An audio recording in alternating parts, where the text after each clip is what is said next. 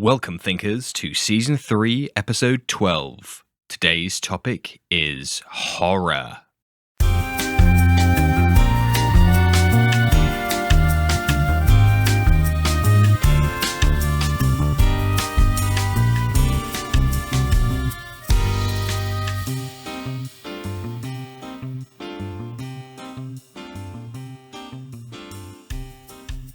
And today I'm joined by Charley from the Negative Modifier podcast. Thank you ever so much for joining us today, Charley. Can you tell us a little bit about yourself? Hey there. Happy to be here. My name is Charley. I'm the GM, handler, storyteller, whatever game we've gotten to when this goes up. Arbitrary game master term. For the Negative Modifier podcast, a podcast that, despite my best efforts, keeps drifting into horror. That's kind of the big thing I'm involved in the tabletop RPG space. I run that show, and kind of similar to, I'm sure, what your setup is. It's editor and a variety of other stuff that goes along with that, but I've been playing tabletop RPGs on and off I did the math relatively recently, I hate when people do this, but it's a useful kind of descriptor of things, give or take 15 years, on and off. I like the joke that actually breaking my shoulder got me back into the hobby, because video games were actually physically painful to play because of the movement involved. I could feel it echoing up the bones in my arm, which is a whole thing I would never wish on anyone. Okay, that sucks. I'm sorry to hear. But also glad that it got you back into TTRPGs. So, yes, you can blame Starfinder for all of this. Okay, so amazing. So thank you so much for joining us today. And indeed, today's topic is horror. So what does that mean to you in the D&D and wider TTRPG framework? So I think it's a complicated topic. I think a lot of people interpret horror in very specific ways. Obviously, you have the big kind of Call of Cthulhu game out there. And I guess to a lesser extent, but probably more so I'm giving you credit for, you got the World of Darkness games. They're your two kind of horror tentpole games, which as a result means everyone thinks horror and kind of tabletop RPGs is either personal horror, a la World of Darkness, or cosmic eldritch horror, courtesy of Call of Cthulhu. And both are correct. I think there's a fun spot where the two meet in the middle, where it becomes real horror, I guess, in my perspective, which is why I play lots of Delta Green, which is a game that lets you take the personal horror of the kind of more evolving, very story-driven, character-focused reacting to these horrible things happening to them aspects, and smash it up against the eldritch cosmic horror of the unknowable and kind of that sense of fear. The advice I actually give lots of people that are trying to understand how to run a horror game is go watch the show Chernobyl, because that show does a fantastic job of turning radiation, which is both a abstract but very real monster, into a unsettling invisible presence, and kind of using that same idea, where just it's like you have the mundane, you have scenes of people being like, yeah, they're going to walk across this room. Why is that terrifying? Well, we put the radiation music in the background, and so the room is highly radiated, and that's the terrifying spot. And I think a lot of people kind of go hard in the paint, where it's like, okay, I need to have as many terrifying images as possible, and I think they kind of don't let it breathe in the correct way. But yeah, horror is that kind of interesting spot for me, where you can have an adventure, you can do heroic things, but you feel uncomfortable doing it. I think that's kind of one of the more important things people don't get about the genre when it comes to tabletop RPGs. There's lots of debate about whether you can even run a horror game and stuff like D&D, because it's so action-adventure kind of associated. It's like, no, you're powerful. That's fine. What you're up against maybe shouldn't be equally powerful, but it should be unsettling. So it's been a long kind of roundabout way of saying that. I think a lot of people get hung up on trying to run Texas Chainsaw Massacre in a game where you can literally throw lightning bolts. That doesn't work. There's kind of ways you can get around that, though. Like there are aspects of horror I think that belong in every tabletop RPG setting and game. Like if your players are kind of just joyfully entering a cavern that's got something called like the Doom Beast in it, I'm all for having fun, kind of jokey games, but also the Doom Beast should be scary. Like it should have at least some grandiose aspect with your players are going, this thing might kill us, actually. Yeah, horror is it's a tricky thing to do just from a literary perspective, to do well. So I can only imagine, translating that across to people who aren't literary trained or aren't horror creators, and then trying to run a campaign that's horror focused is absolutely, or obviously, needs a bit of a more focused touch, I should say, rather than just your generic fantasy swords and sorcery, because everybody's a lot more familiar with that. And I don't know if I'm going to get, hung for this, but I would say maybe the stories are maybe slightly simpler or slightly easier to tell in like quote unquote generic fantasy versus say, a niche horror subgenre. And that's a brilliant segue down low. Because in in some research for this, I was Googling different types of horror because I'm personally familiar with like body horror and like gore and like that of The Fly, and then like psychological and thrillers, and then cosmic or Lovecraftian and whatnot. And so I googled that. I feel like there's quite a few more than that. And the list that came back, I was like, "Woo, okay, there's like 20 and ones I've never heard of before, but I have definitely experienced." And that immediately hit me as like, yeah, okay, I can see this being a very tricky subject and a very awkward in a way to play effectively. Well, and I think you're touching on kind of an interesting aspect of the kind of horror genre of things, is that people get very caught up in it being one type of thing, where I think kind of from a literary standpoint, people get very kind of bogged down. Okay, I'm telling an epic journey, I'm telling a hero quest, I'm telling something very specific. With horror, it's here's your tools, or kind of here's your like build set, put them together however you want. Like your body horror pairs well with your cosmic horror, that pairs well with kind of your atmospheric horror, that then pairs well with some thriller aspects of it. And it's kind of becomes a topic of pacing and when you reveal these things, and kind of less is more. And an example I guess I'll use is one of those things where it's like you can fill a room with horrible viscera and mutilated corpses till your eyes turn blue type of thing. Like you can go way too far with that, or if you kind of really dig down, okay, you enter a room and there's a table with a candle on it. That's it. That's all that's of note in the room, and then you start playing with, okay, like you're walking around this table. It's like, what would we notice? Nothing at first. Maybe give me some checks at that point. Eventually, you kind of like, oh, none of you have shadows, by the way. I think it's like my style very much, if it was to our podcast, has me just kind of slowly sliding in little moments where it's like, here's this very, to many, kind of unsettling or mundane situation where it's like, this is weird, but not inherently a bad one. And then just like, okay, here's the aspect that makes this a situation type of thing. And it's kind of slided in under everyone's nose where it's like, oh yeah, by the way, you have no shadows and you're not alone. Well, it's with us. Shadows. Not our shadows? No. Yeah, as soon as you said that, like, you guys don't have shadows, I was like, oh yeah, I would love to be role playing in that. Having a character and thinking about how they would respond to that is a very interesting setup.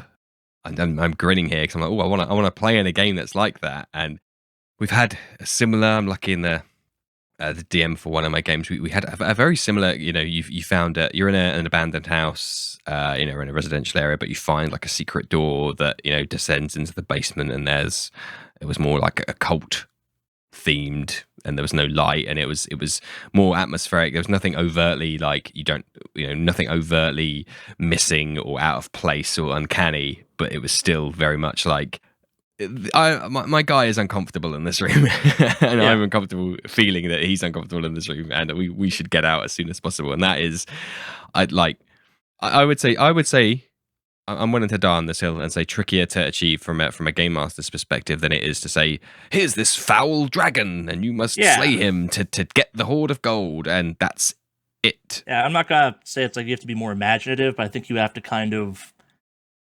have a certain relationship with your players, I guess. Like it's one of those ones where I can make up a traditionally uncomfortable or kind of horrifying scene for any random group I get into, but what we do on the podcast is much more specialized. I know my players pretty well, and we kind of have kind of an unwritten trust of like, okay, here's stuff I won't touch ever because it's like too far for this game we're playing for a podcast, but like anything up to that point is fair game. And I think it's one of those ones where I think it's not me trying to launch into the you should play games other than D&D, but I think it's a game, horror is a concept in tabletop RPGs you have to play non-tabletop RPGs that are adventure.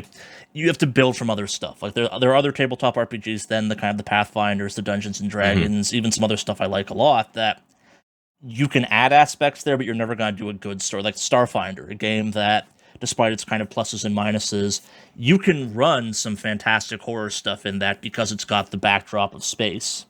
Mm-hmm. And kind of that's inherently unsettling, but I would never make it the kind of main focus. I would add in kind of like Alien or Aliens, the movie type of aspects to it. It's like, yeah, no, you're on this ghost ship and it's full of weird sounds, but you're gonna fight the monster eventually, and they're gonna be victorious because that's what pushed the story along. So, I guess like a campaign I've run in that was that it was a bunch of Starfinder people investigating. Initially, it started off as a mining dispute that then turned into missing miners, that then kind of led them to a kind of chain of biological weapon research stations, then led them back to an infiltration ring in the Starfinder Society type of stuff, where like you had this kind of fun horror thing in the center, where it's like, yeah, you're on this essentially derelict, rogue genetic compound science facility that's full of a bunch of lab projects that have gone haywire, and hey, you come to a room full of, remember the last little arc we just did? Yeah, it's full of the boss from that. They're all in tubes, you can flush all, you have to fight all of them, but like I think I said this right, there's a pacing to it that that's the part you have to learn, I guess, where kind of you have to bring back elements, you have to tell a story that's kind of more like the trappings on top of the story, like, okay, here's what the horror aspect is. You're still telling a story that has to have a traditional kind of arc to it. You just happen to add a beginning and a middle and an end. Yeah, because it's like, and with some games, the ending is, and then the players die because they met Cthulhu, and that kills you, and that doesn't work for every group. Yeah. So here's a train of thought that I've just had, and follow me as I take you through the steps of my brain. You're saying there, like, the types of horror and the trappings and how many and how frequently and the pace and stuff you would that's obviously the kind of things you discuss with your players, and I think it's of equal importance to a number of other things that you would cover in a session 0. But I think a heads up to your players of this, there might be some spooky bits here, or and in which case how much is too much and what's off the record or not allowed and stuff like that. And it got me thinking of a video game. New DLC came out for a video game that I love called Outer Wilds, and some DLC came out recently, and it's very much this atmospheric loneliness, horror, spooky elements to it, and there's a couple of more active elements to it. So much so that when you start the game, there's no spoilers, it's the first thing you see when you actually start the DLC. It says, do you want to turn on a mode which is called Reduced Frights? And it's literally just that. Like, do you want to turn on? It doesn't tell you anymore. Doesn't tell you what that means. Doesn't tell you what's going to change because of it. It just says, are you a bit of a scaredy cat? That's not there. That's my wordings, not theirs. They word it a lot better. But are you more susceptible to that kind of stuff? Do you want to turn on a reduced frights mode? And that just really made me think, because I have a friend, a close friend, and we played through both the main game and the DLC together. And he was like, oh man, I just couldn't.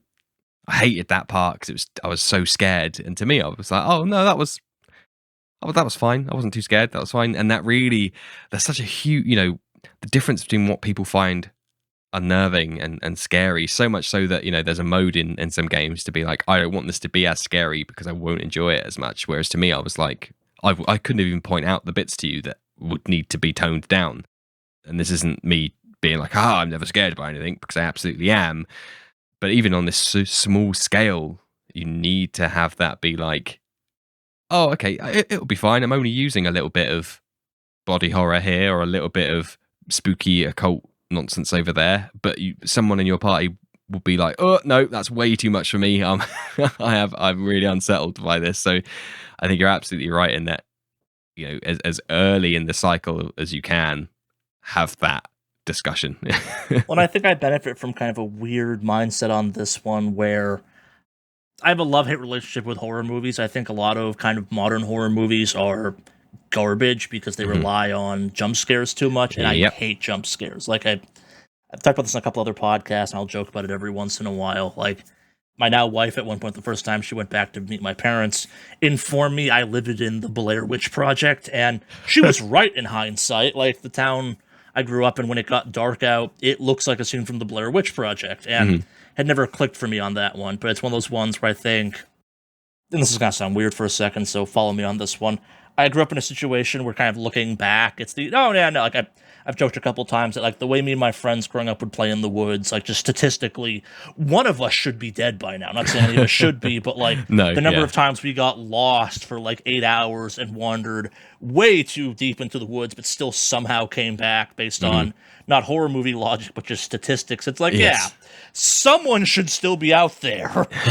And growing up in that, it kind of teaches you this whole idea. And if you live in a place lucky enough where you can go deep into the woods or kind of way out into nature where kind of humanity and culture fades into the background, you're just kind of out there. You learn subconsciously what I think kind of. I love cosmic horror. I love the atmospheric aspect of it. I love kind of the fact that like there's nothing you can do. It's not you versus something. It's something so much larger than you that you can only grasp its comprehension. And I think kind of being lost deep in nature is the closest humans can get in some ways easily to that. Where it's like there's no jump scare. It's like, yeah, they'll hear the occasional snap of something. Maybe you'll see something weird, but it's about the feeling. It's about kind of how alone you are out there. It's the fact that like something could happen and maybe no one would know. Like how much stuff has happened weird out there. Like you come across like the remains of an old trailer or something or kind of an old campsite. How long was this here? Is someone still here? There's questions you're never going to get answers to that are part of what make that uncomfortable. And then you have jump scares where it's like, yes, spring something out of a wall at your players. And yeah, it's going to be terrifying because surprise. But I try and avoid that as much as I can, or kind of what it is that it's like, no, we built up to this. Like there's been plenty of hints. There's something here and the players are looking for. It's like, no, yes, there's something bad in the room with you. I've been very upfront about this fact. You haven't found it yet. Why haven't we found it? Yes, why haven't you found it? I agree on the jump scares. I hate them on two parts. One, because they scare me, full disclosure. Secondly, because I do think they can be cheap. And I think, as you said, a lot of modern horror films use them in a cheap way. Yeah. Which is, from an artistic point of view, I don't agree with. God, I couldn't sound more like an elitist if I tried. But I do try put the effort in it, at least in my own campaigns. I'm sure some of my players would attest to that. But no, I absolutely agree. And it's, again, like one of those things is, that must be, I've not had this discussion. Hands up, I haven't had a super new age session 0 with my current game. A, because it's been going on for like 2.5 years, and B, because I knew the guys quite well going into it, so there was less of a need for that. But is that not, how do you have that discussion and be like, there's going to be a jump scare in maybe 20 sessions time? Is that okay? Who's planned that far ahead? maybe I just fly by the seat of my pants too much, or maybe my scale is way off. But how does that conversation come about? How does that conversation happen when you talk to someone that does plan that insanely far in the advance with some things? Like I guess like the way we do campaigns on Negative Modifier, and just the way I like to do campaigns is that I like reoccurring elements. So I will have maybe not the entire thing written, but a pretty big moment to big moment outline figured out before we even start playing, where it's like, okay, yeah, here's when some stuff will happen, and like it's me being like, okay, this is when I need to start ramping up certain aspects of this. And so I guess kind of use the example of what we play a lot of on Negative Modifier. We play lots of Delta Green. Delta Green is one of those rare tabletop RPGs where if you're under 13, you just shouldn't play Delta Green. Honestly, if you're under 18, you probably shouldn't play Delta Green in some ways. Like just it's by the inherent nature of what that game is deliberately about, it's either probably not going to be as interesting, or playing a PG version of that game's just not going to work. Like it's that weird mix of CSI, horror, investigatory, corruption. Like there's lots of moving parts that there's no way to talk about in a kid-friendly way, I think. And you could definitely do it, but I think kind of going into a game in a setting with the expectation of, no, we're playing a 13 plus, a 16 plus, an R-rated game, for lack of a better phrase. And it's like, yeah, we're playing a horror game. Your characters are aware they're in at least horror-like situations. They got to do dumb stuff because it's how horror movies work, and that's how horror games work. And there's kind of like an unwritten contract, I guess, at that point. I think like this is why there are stuff I will do definitely to my own groups and on the podcast and with my personal players I play with a lot that I would never do in a pickup game. That I could go listen to. I will happily run the written scenario for Delta Green, Last Things Last, for almost anyone that asks, because A, I think that's a great scenario for getting people into the game, and B, I like Delta Green a lot, so I'll happily introduce people to the game. But the version of that we played on the podcast is dramatically different than the version of that I will play in real life. Where it's like, no, I know none of my players have problems with heart attacks, so I won't, like, on the podcast, Indeed, yeah. I played up the fact that one of the characters died of a very severe heart attack. Yeah. In person, it's like, yeah, the guy died. Of what? Heart attack. It was bad. Tragic. Yeah. Moving on as quickly as possible. Yeah, I need to see that. I love this show and this podcast for these moments of when it makes me go, that has made me think, because it's so easy. Even like, I'm eating my own words, because as I said a second ago, like, oh, I know my players, but I don't know their family histories, right? And it would be so easy for me to accidentally bring in something like that. And I know they're all like got the big boy pants on and they can take some horror and this, that, and the other, but it'd be so easy for me to make that misstep because I assume that they didn't. And here's a really, really good similar-ish example of how easy that mistake is to make. And literally, I've been invited to an in-person game through a friend, and he was like, "We're looking for one more. I've got all my mates playing. You'd be a great addition. Do you want to come along?" Yeah, great. I love meeting new people. I love D&D. Perfect. And I was I wanted to make a good impression, so I was there very early. So it was quite awkward because the friend of a friend who sat in between us wasn't there, so I had to kind of, we didn't have that social lubricant of, here's this person. Going raw, if we will. Yeah. Yeah. And then a bunch of other guys turned up, and I'm there trying to chat away, and I saw one had a tattoo on his bicep of a bicycle, and I was like, "Oh, are you into bikes? Are you?" And he was like, not really, but my brother who passed away recently was, and it's this kind of a nod to him, and I was like, "Oh, shit, what a faux pas to make," and it's.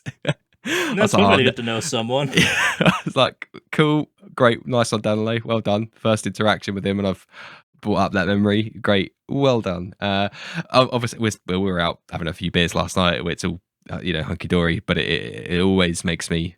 I always think about that moment, and it's a classic example of like, had I be DMing for him, and I could have brought up something awkward like that, and you never know. So I think even if ultimately what I'm getting at is, even if you sit arrogantly like I do and say, "Oh, I know my players and everything will be fine," it might well not be here. Yeah.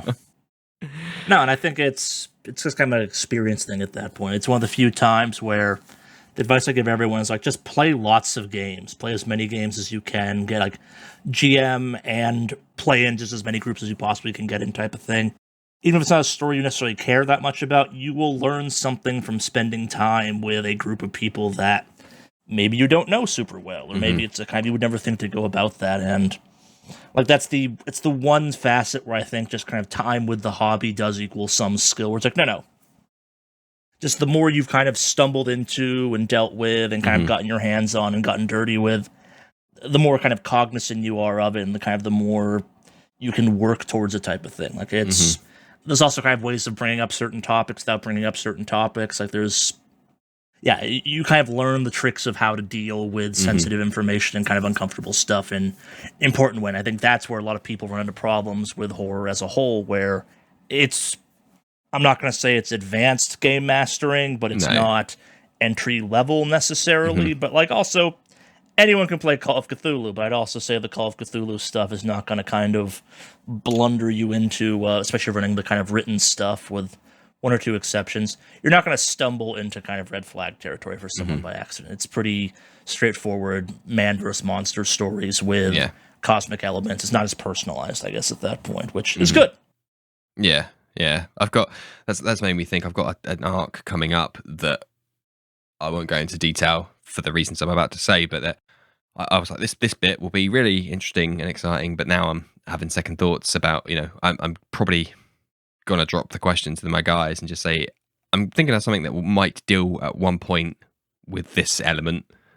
Is that okay? And that's what I'm going to say, and that should be enough to then give me the green light. So I don't want anyone to get the wrong impression. I'm not talking about like doing some horrible, grotesque thing. It really is a light touch, but it's that the whole point of the discussion we're having is that horror means a lot of different things to a lot of different people, and it is very easy to or let me put it another way. It's very hard sometimes to have that empathy with why people find things unsettling or whatnot. And even as I said, there's in Outer Wilds, this video game, there's a bit with I don't want to spoil it. There's just a bit where there's some large creatures that are not friendly, and yeah, my friend was like, "Oh, I hated that bit. Couldn't, I had to look away. I had to, I had to take a break." And I was just there, happy as Larry. Just, came at it as a puzzle to solve, a challenge to overcome.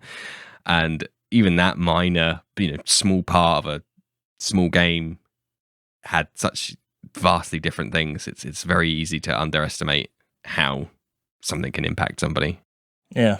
No, if you want to listen to Negative Modifier, you'll realize that every single one of our episodes starts off with a content warning a little bit tailored to the game, and that's because it's one of those ones where having this kind of two thought process, maybe I guess there's three. There's the third camp that just doesn't give a rat's ass and kind of it's like, I'm gonna do whatever the hell I want and I don't care if you're upset by this, whatever, and they're assholes. And then there's my camp where it's like, I think like it's the telling stories and playing with concepts that make people uncomfortable is important to kind of analyzing that part of being human. Like a Negative Modifier, we pick games that kind of inherently deal with uncomfortable topics because those are the stories I like to run, but also it's like there's, again, going back to the kind of those nuanced ways of talking about it. You don't have to be as abrupt or kind of as explicit about stuff. Where it's like, no, there's plenty of implied that is so much worse than what you could ever say actually, but also because it's implied, people can mentally scale how comfortable they are to it. And then there's the camp that's like, I'm not going to touch anything controversial ever because I don't want to. And I respect that camp. I think it's... We live in a world where have you talked about safety tools at all on the podcast before or not really? But we, as I mentioned earlier on when I was alluding to like modern session zero, that we've only ever talked about it in a light touch. So I'm more than, please. Yeah. And this is not the time or place to go into it because I'm not the timer. I am not the person to go into great depth about safety tools. There are people far more knowledgeable on this topic than I am, but I think even if you're not playing with safety tools, you should still kind of have the ideas of safety tools in the back of your brain. Like it's one of those ones where I've definitely joked several times where it's like, if you can find a way as if I'm playing in your game to make me uncomfortable or like actually upset, power to you. No one's ever done it. And like, I would be interested to take that ride with you, but I suspect if you can take that ride with me, it will make everyone else at the rest of the table uncomfortable because I am a person that's kind of is willing to go to those dark places, that enjoys like, okay, yeah, no, this is terrible, but like, what were you trying to say with this terribleness? Like, what about being human or kind of about kind of the nature of your story ties back? It's a cheap thrill. That's shitty. Like, don't bring up messed up stuff just to bring up messed up stuff. Like, it has to be narratively and kind of important what you're doing. Like, anyone can just fill a room of corpses. It's like, why are the corpses there? It's the corpse room, right? But cool. Why are the corpses there? Yeah.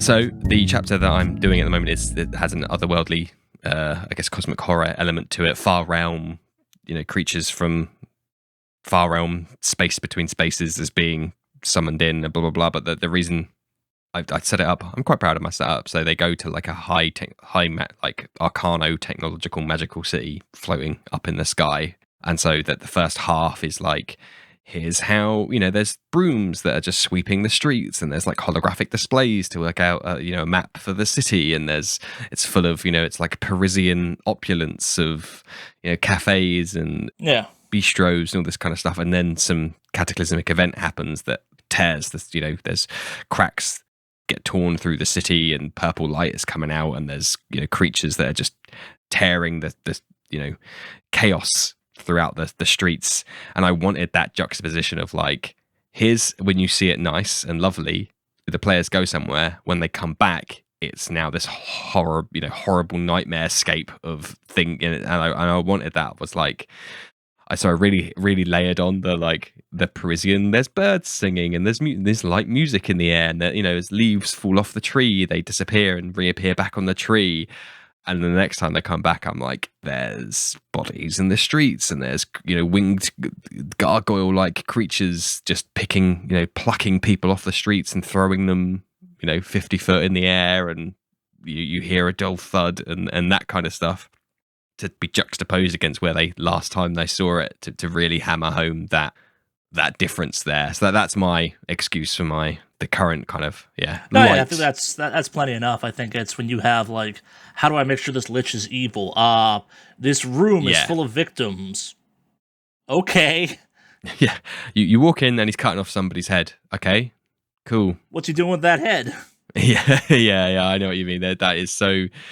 Yeah, again, an easy way to do it, but because it's easy, it means that there's less kind of impact, I suppose. Well, I guess like to me, what I'm saying is also like you can totally have that lich have a predilection for cutting off heads, but like you should have established on multiple points prior to this, like, oh, the lich came through. How do you know? No one has a head anymore. Yeah, that's again another episode of reason why I love the podcast is because it makes me, we're like improv here, and once you've set that precedent that you've just described, the next time the players encounter someone that's missing a head for whatever reason, they're immediately going to go, shit, is that the lich? Is the lich here? Do we need to be?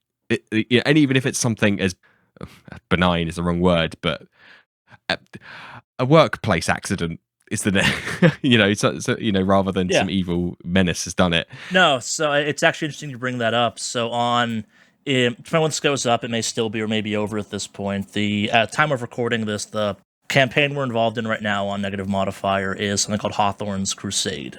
And this idea of what you're talking about, kind of planting this idea that multiple times comes up, correct or not, is something I do constantly in Hawthorne's Crusade. I'm not going to reveal why Hawthorne's Crusade is called Hawthorne's Crusade or kind of what this thing is, but there's a theme looking back and kind of a concept looking back that I know it because I'm the one running it and kind of thing, and my players have kind of started to pick up on it, or they're deep enough in that they understand exactly what was going on the entire time, but the way the campaign is kind of paced and set up, there's a web, and they're making a web, and it's not clear how many of the nodes they've connected to the web are actually part of the web or are just a separate web altogether. But it doesn't matter because they keep establishing this.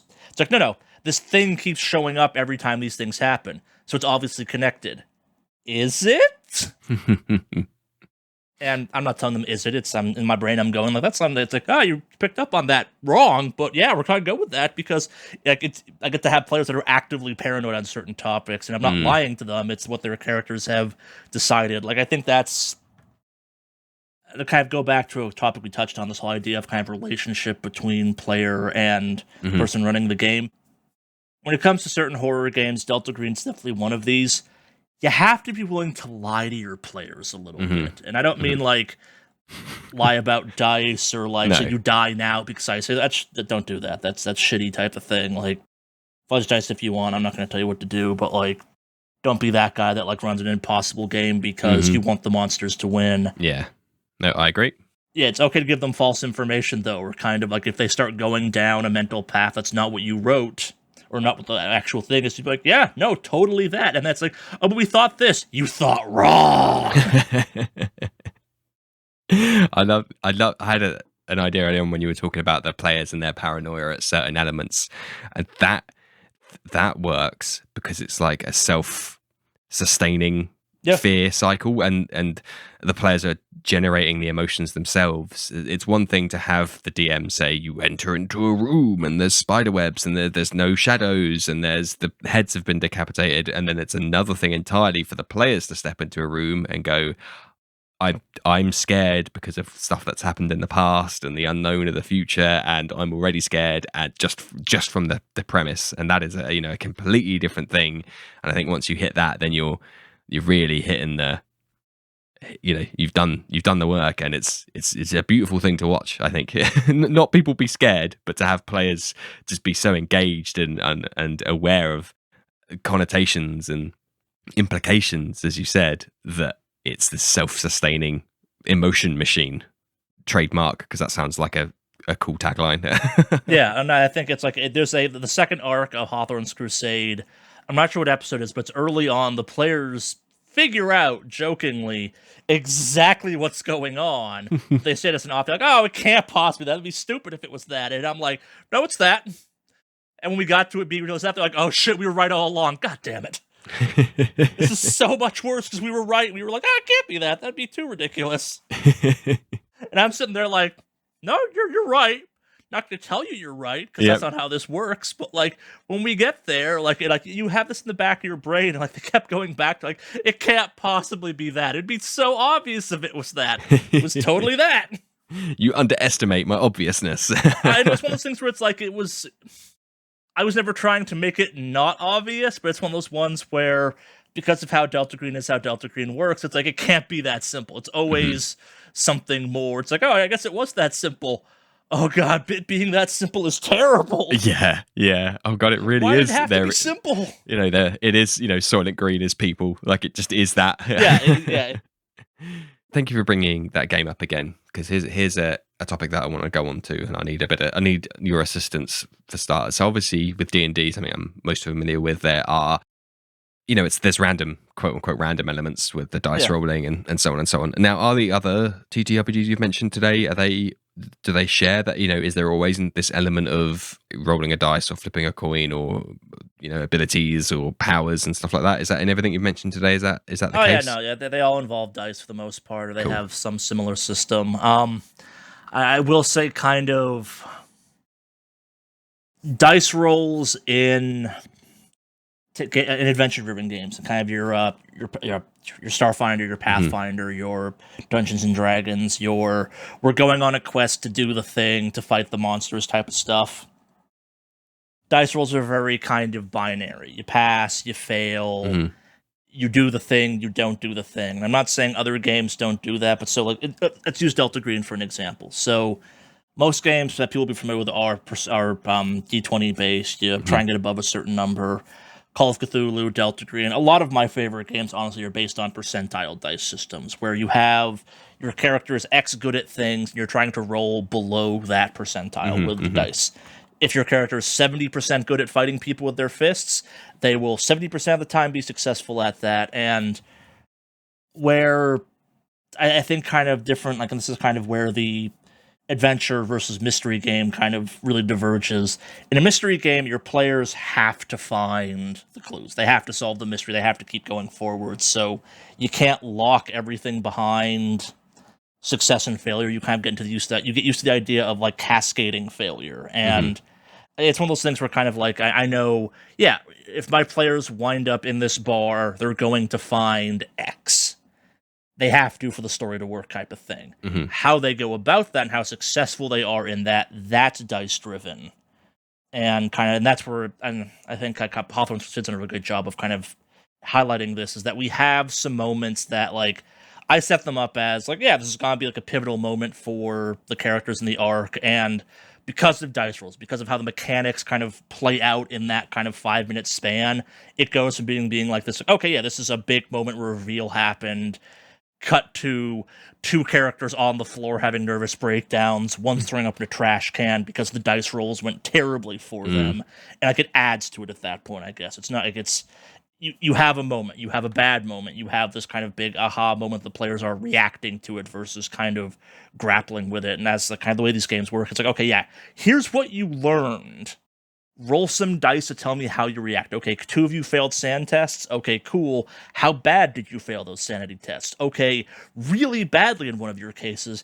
Give me a constitution check. Why? Just give it to me. Okay, now give me a dex check. Why? You successfully grab a trash can to throw up into while you're having your nervous breakdown. And you can kind of go into this beautiful flow chart. I think like one of the funniest moments in the podcast so far is actually in the first season of Delta Green, JSL Files, where we were very focused on the skipping out on work, the kind of the hey, you're ditching your day job to go do Delta Green stuff and kind of the ramifications of that. And one of the funniest moments was a character was pretending to be sick to get out of work type of thing, and they low-grade poisoned themselves, and the dice rolls kept betraying them. So it went from like, you were pretending to be sick, to no, you actually poisoned yourself and threw up all over your boss. And like, it is this very real moment of like, oh god, I just took this thing that will make me feel ill and give me a legitimate excuse to, I might get fired because I projectile vomited all over my boss as he was coming to talk to me about how I keep getting sick and taking sick time. What? It's like, comedic, but also like because it's a real fear a normal person might have. Yeah. Horrifying. I think you read my mind a little bit, because the reason why I asked that question is I wanted to ask about, as I said, during my research, I was on Wikipedia looking at all these types of horror, and you've got the main ones that we've mentioned already, but then you've also got like it's all literary based, right, on books and films.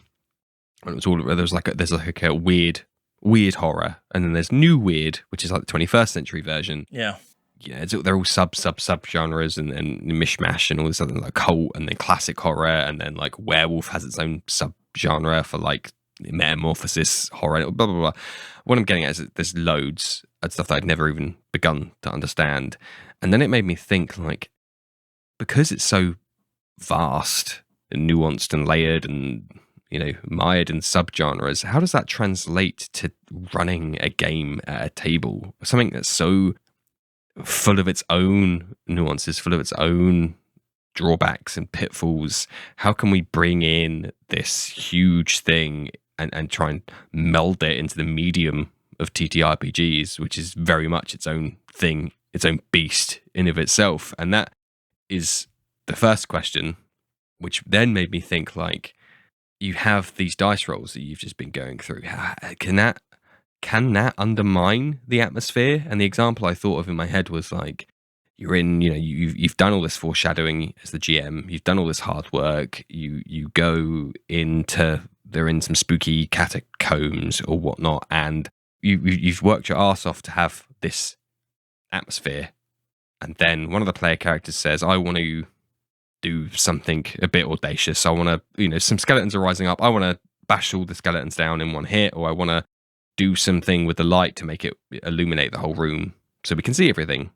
And it's a hard roll, but maybe they roll really well, and it's just sweeps the rug out of this atmosphere, completely undermines the atmosphere because of a dice roll.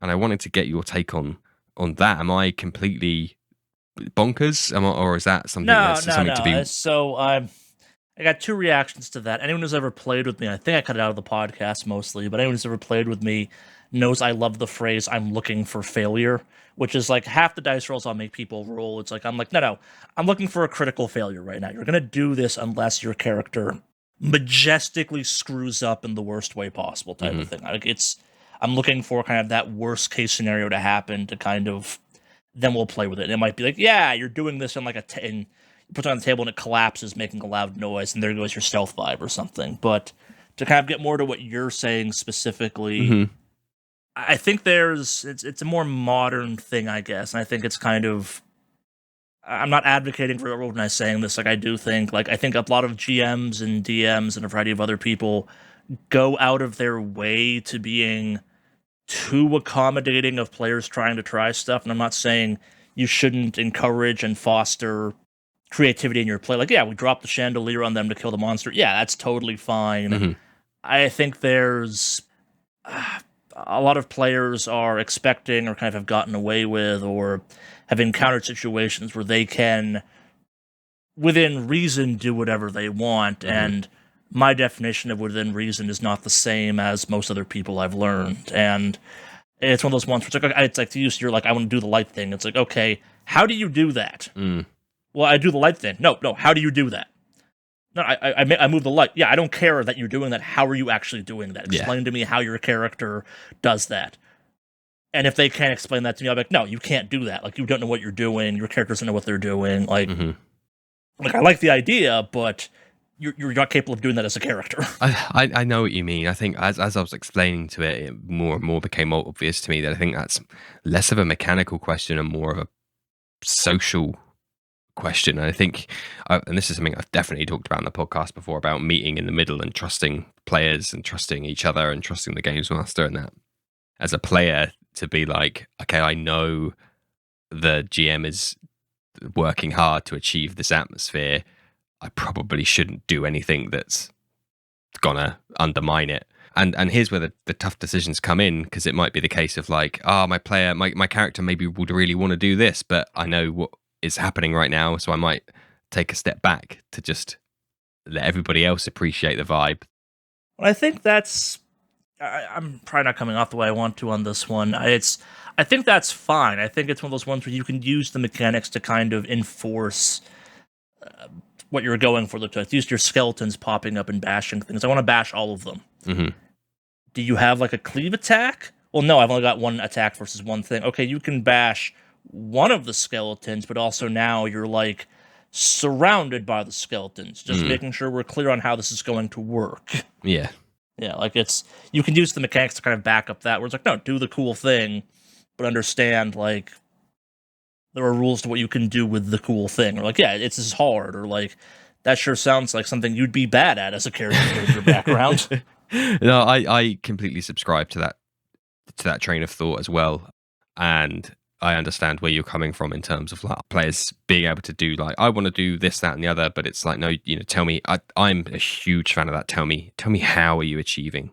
How are you achieving that? Something that personally irks me, and this is again full disclosure, personal, and it's me as a human being here talking. But like the help action in D&D is a classic example of like, I just want to help this person do that thing to give them advantage on the roll, and that.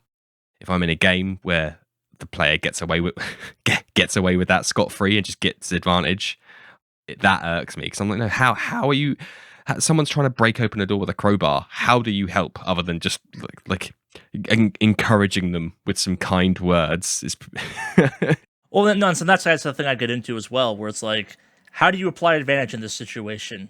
You can't apply advantage. Like, crowbarring a door, it's like, okay, do you kick the door? Like. Yeah, it's one of those things where like, I'm not sure you can help, but you can also like attack the door yourself. I think there's kind of some gray zone when it comes to that stuff, where it's, to use D&D specifically, I'm not sure I'd allow advantage in that. Okay, I'm gonna pick the lock. I give advantage. How? Mm-hmm. How are you possibly helping the situation? Like, you're in the air being like, I believe you can do this.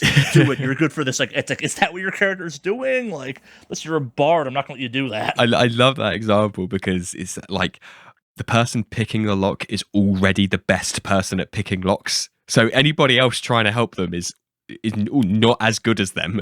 Well, and to go back to kind of the lying to your players thing, I have definitely not exactly in D&D, but had a moment. Okay, help the player. I'm like, okay, cool, roll. Okay, now roll for advantage.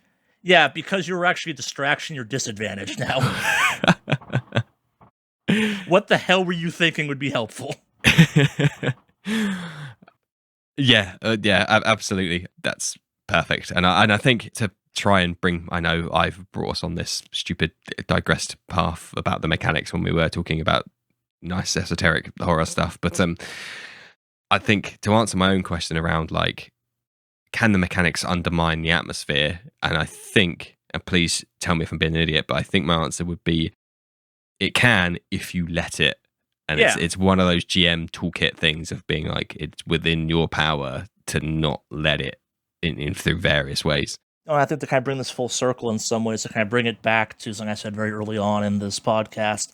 Some games have horror as a mechanic built into the game. Your Call of Cthulhu's, your Delta Greens, anything that has a stat that basically is influenced by your exposure to horror elements. Delta Green has sanity, Call of Cthulhu has sanity. Mm-hmm. A game I like a lot that's an indie game called Locust basically has, I think it's called stress in that game. Mm. Or basically it's the idea in that one where the more weird stuff you've seen, the more failure you've had, the more, God, this is spooky going on around you, the worse your character gets at everything. Mm-hmm. As would make sense. To jump to a game I haven't talked about yet, Alien from Free League, the Alien RPG, I think is a fantastic first horror game for people, partially because I think the Year Zero engine is a system more groups should talk about. Like, if you're the Year Zero engine that's put out by Free League, it's for a bunch of their games. I could list them all off if you wanted me to, but if you're looking to try something new, I can't recommend any of their stuff enough, because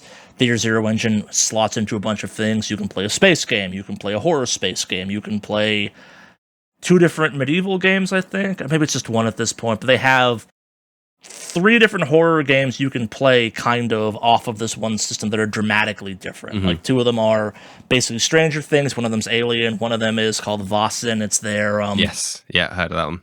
Yeah, it's their kind of Scandinavian inspired mystery, supernatural, investigatory game, which I like, but also, given the fact they're making a Call of Cthulhu game, allegedly, I don't get why it exists, but at the same time, it's got a cool art style.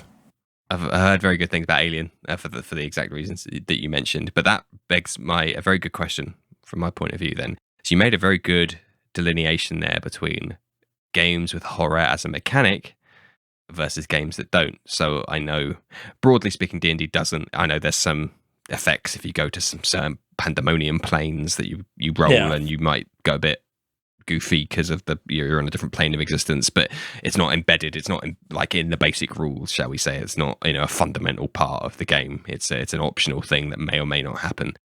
So presumably you prefer games where it is baked into the mechanics, but how do you think that changes the experience, and why do you prefer it when it's the horror element is baked into the mechanics? Like, to me, as a completely ignorant outsider, that to me is like telling you how your character should feel. I don't want to like.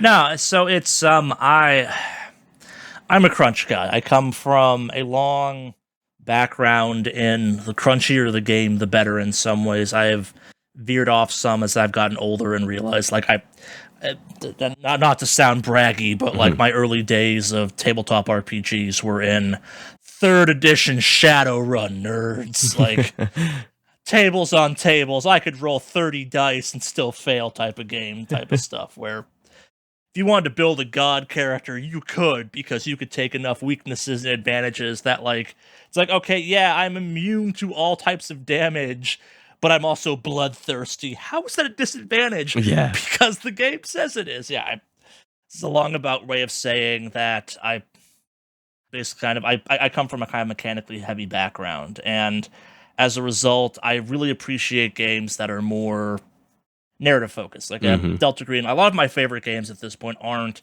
anywhere near as crunch as I like them to be. And I think that there's a freeing aspect to that, and I think it's one of those ones where, use D&D as an example, D&D is not a horror game. No. It's not great at horror, but Strahd exists. And I'm not the biggest fan of Strahd at the end of the day, kind of given... I think it's evolved nicely over time. I think it's a beloved tenet of the or kind of flagpole of the community. I don't think it's a great vampire story in some ways. I think it doesn't go far enough, but at the same time, I get it. Like, the changes made to the modern version were very smart, and I think were good progress for that thing. And it's not the way I'd tell a vampire story, but it's a very traditional Count Dracula story that fits in D&D. Can I just say, I'm very proud that we've gone this far in the show to only now just mention Strahd. I'm very happy with that. I don't think I've started as a horror campaign. I think it's a campaign with horror elements is the real answer. I think it tries too hard at certain points to be horror driven. Like, I think it's one of those ones where, because of D&D, a lot of people look at it and go, oh, it's a horror thing because it's more horrifying than what they're used to. And those of us from the Call of Cthulhu Eldritch horror kind of character dies instantaneously realm go, that's cute. But how quaint, your character can fight the evil. That's adorable. Condescending as hell. So where I was going with the whole mechanic aspect of it is, in Dungeons & Dragons, you only have one health bar. In Call of Cthulhu, Delta Green, kind of the sandy-driven games that have mechanics around that, you have 2 health bars, technically. Yeah. And you can build a character that kind of makes both your health bars functional, but you're sacrificing a lot. Like, Hawthorne's Crusade is a character that's built, that's Agent Florence, Dr. Florence, I guess I should probably use her full title, is built to withstand sandy damage like no one else in that game. I think she has single-digit hit points, though, technically. Like, if she ever is shot or attacked, she probably dies almost instantly. Like, it's a very kind of glass cannon approach to that aspect of the character, and that's how that game's meant to work. I think in a game like Dungeons & Dragons, because your characters are so inherently powerful, it's more about kind of vibe and theming as opposed to trying to lump those mechanics in there type of thing. Like, a sandy mechanic in Dungeons & Dragons doesn't work because, you're right, it does dictate how your character, in theory, should feel, but also, based on how you interact with the world in that game, you're not going to get that same reaction out of it. Like, it's the searching aspects of that game. There's not the rules or the mechanics necessarily to, at base, you can totally hack that game to do other stuff if you see fit. Like, I've seen Some people take that game to interesting directions where they kind of expand certain skills into lots of other skills that, again, us in the Call of Cthulhu kind of eldritch horror world are like, yeah, we've had those skills for a while. Cool, you made them up, but like, here's a list of things you could have just pulled from, and it's not new. Again, it's not me knocking D&D, just it's occasionally it feels like people say, oh, I invented this. No, you didn't. So this actually used to even be in D&D. Yeah. 2 editions ago. Okay, that's interesting. It's a sense of history and scope, I guess, and I can kind of go back to D&D's horror setting. It's about putting it there as kind of a backdrop and kind of like making your monsters horrific and kind of adding the descriptions. You're never going to kind of mechanically get that same dread, though, in it, just because the characters are powerful and hard to kill compared to lots of other stuff out there. Like, it's you're interacting with it differently. You get to fight the monsters. And that just changes how the thing feels. No, absolutely. I think that's like such a thank you for putting that so eloquently. I think it's a nice marriage between the mechanic side of things and then the other stuff you've described, like it being an unknowable fear and this, that, and the other. I think marrying those two in such a way, getting that Venn diagram as close to a perfect circle as possible is that is where the gold lies. That is where the good times come from, is having that marriage of the mechanical things from the ground up plus the genuine, well, if you're going to sound pretentious, so will I, quote unquote, the genuine horror elements. No, and I think if people are kind of interested in so there's an expansion, I think it's out right now for D&D. It's I think called The Ruins of Symbaroum. There's a game I love out there called Symbaroum that they made a 5e setting guide for, and the setting of Symbaroum is why you play Symbaroum. Like, that game has a couple other problems. I love the game despite them type of thing. Yeah. It is one of the few adventure-y games out there, kind of very adventure-focused, very, we're going to go raid the dungeon-centric game that actually pulls off horror. And I'm not quite sure how the 5e-ified rules for it work, but it does that by making magic horrifying to use. Where it's like, yeah, you have like, oh yeah, we have these priests, we have these wizards, etc., and using magic causes their skin to blister and turn dark, and it goes away unless you use too much of it, and then your character slowly mutates into a monster over time. Like, and it's a grimdark setting. It's one of the few grimdark things that doesn't feel kind of like a bad copy of some of the Warhammer type of stuff. It's very uniquely its own thing.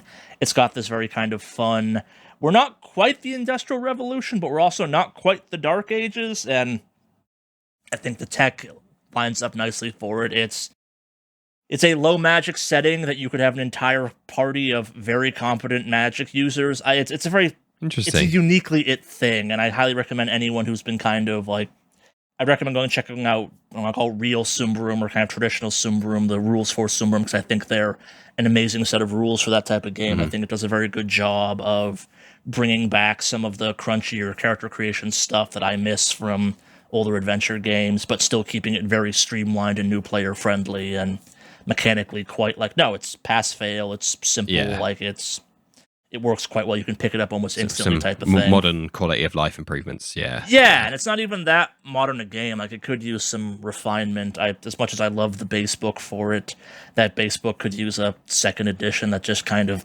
fixes how the information's laid out in it some. But sure, I think there's a lot to learn from that game, and I think unfortunately I haven't read it yet, and I probably won't get around to it anytime soon. But the 5e-ification of it, the Symbaroum community was kind of worried, like, hey, we're doing this thing. We're like, so you're going to keep supporting original Symbaroum, right? And the answer is yeah, and we're all happy about that. But the reaction's been very positive to them bringing over kind of what makes Symbaroum feel uniquely Symbaroum to D&D. And I think a lot of people that struggle with how to do horror or kind of what horror works in an adventure type setting should check out the Symbaroum stuff. Like, it's at a minimum, it's a very interesting world to be familiar with. I think it's not as high fantasy or kind of interesting as what's it, Eberron, the steampunk one that came out. Yeah, it's not that one. It's not as friendly as that one. It's not as clean as any D&D world has been to date. Like, it's very weird that like the hell dimension of anything Watsky's ever done is still somehow nicer than the default setting of Symbaroum, where it's like, yeah, it's a town. And that's kind of part to do with kind of the art style of that game. Like everything about that game is kind of tied up in what that game exactly is. It's trying to be nothing but itself, which I give it points for. But I think I look to that game where it's like it's not inherently a horror game, but it's got very good horror elements. Yeah, that you can leverage. Yeah, the lore of it kind of feeds into. This is like you're going into this haunted forest. How haunted? It might be a gateway to hell. It might not. It might be worse. But yeah, go in there and raid some tombs. But you just said hell dimension. Yeah, go and raid some tombs, though. Why? Because we're paying you to go do it. What's in the tomb? Hell? Yeah, it's some of the lore that gets crazy for that game, like... spoilers, but not really. It's in two of the base books. There are 3 species in the game that are just different evolutionary tracks of each other, and how far they go underneath the cursed forest to go through essentially metamorphosis. And it's cool. Yeah, like it's as a result, it's kind of cool. It's like, yeah, there's this cavern system below the forest. What's in it? Death. Like metaphorically, yes. But actually, yes. Also literally, yeah. Yes. 6 of one and half a dozen of the other. There may be a giant mass of eyes and shapes that used to be a deer down there, too. It also might be death. You said a deer. Yeah, it shouldn't have gone into that cave. Stupid Bad deer. things happen. Anyway, you have to go now. Yeah. Well, thank you for that tip there and suggestion. Is there anything you wanted to talk about that we might have missed? And I can only imagine yes, but... The answer is yeah, but I think we've covered everything I can think of in this area. We've definitely branched out significantly. I've gotten to promote 2 of my favorite games out there in the modern world right now, so I'm happy about that. Good. If I can get one person to try a Delta Green or Sumbarum on any of these things, I'm always happy. No, for sure, and I'm super happy as well, because it could have been very easy just to do like, let's talk about Strahd for an hour. So I'm glad that we've covered some more, as I said, like esoteric and more kind of trickier topics. So no, thank you very much for that. It goes back to kind of the point I made of there are lots of stuff. I get people love 5e, and I get why people love 5e. 5e won't be here forever. There's lots of games out there that I'm not saying you should stop playing 5e, but variety is the spice of life. Like, try something new every once in a while. I've never regretted. Like, I've had games I hated, but I'm still like, okay, I learned something interesting from this. Yeah, it's always, there's tools are specialized to do certain things, and you wouldn't use a hammer to, unscrew the washer of your tap. I mean, you could definitely get there in the end, but it would be a mess. In the same way you have that a tap still. in the same way that, like, there are certain TTRPG systems out there that are designed from the ground up to enable certain types of play. So yeah, absolutely, that's just the way of the world. But no, so thank you very much for that. Is there anything you would like to promote? Obviously, I mentioned Negative Modifier a couple times throughout this, but yes, if anything I've talked about, any of the games I've talked about interests you, you should go check out the Negative Modifier podcast. We post weekly when we are kind of in a campaign, and as of recording this, we are very much in a campaign and will be for the foreseeable future. Our episodes go up on Wednesday, depending on your time zone and your geographical location, but Wednesday for me at least is when we say stuff goes up. It's for many up there a little bit sooner, but yeah, no, we post weekly. We're doing Delta Green stuff right now. We have a couple kind of pre-recorded seasons already done you can go check out if you find us interesting.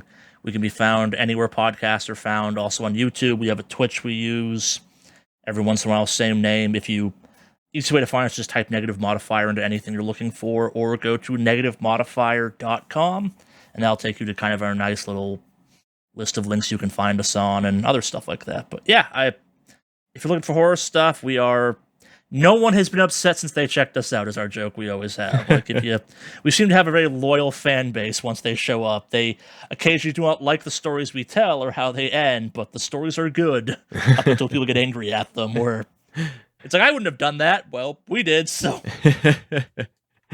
Well, so as usual, all the links will be in the description. I do encourage you to check them out. If anything we've talked about today has piqued your interest in the horror genre of TTRPGs. So all that's left to say is thank you ever so much, Charley, for this insightful discussion on horror. Thank you for having me. Thank you, everybody, for listening at home. Yeah, as usual, please like, comment, subscribe, all the usual spooky stuff that you get asked to do. And yeah, thank you all for listening, and good night. And now it's time for the Patreon shoutouts. Once again, thank you to Matt Street at mpstreet88 on Twitter for supporting the show. If you need support running your personal or business schedule, head to virtualtimehustle.com or on Instagram to make that difference between should do and done. Boss it better with support from Kat, who will help you get back that essential time you've been searching for. If you would like to support what we do and get 4 shoutouts a month, head over to patreon.com/thinkingcritically, or you can just buy me a coffee at ko-fi.com/thinkingcritically. I would also like to humbly request that you drop me a rating on Spotify, which is a thing now you can do on the mobile app, or just a like, subscribe, follow, shout out, tell your friends. Anything would be hugely appreciated. Probably more than the other stuff, to be honest. So thanks again for listening, and bye.